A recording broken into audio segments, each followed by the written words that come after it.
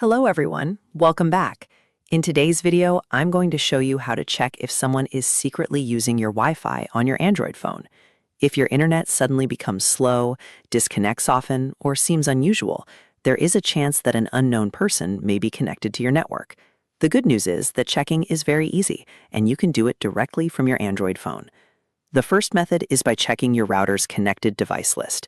Start by connecting your Android phone to your Wi-Fi network.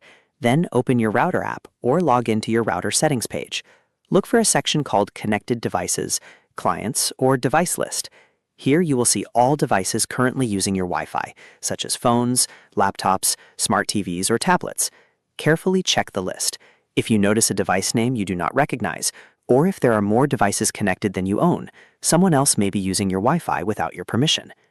Another simple method is using a network scanner app on Android, such as Fing.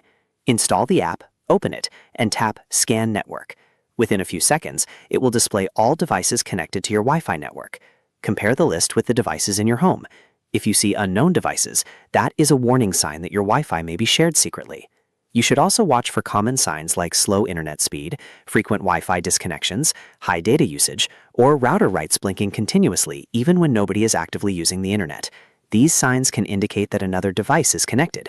If you discover an unknown device, the best thing to do is change your Wi-Fi password immediately.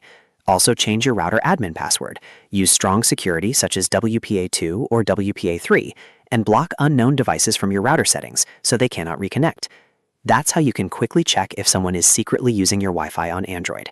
I hope this helps you keep your network safe and secure. Thanks for watching, and I'll see you in the next video.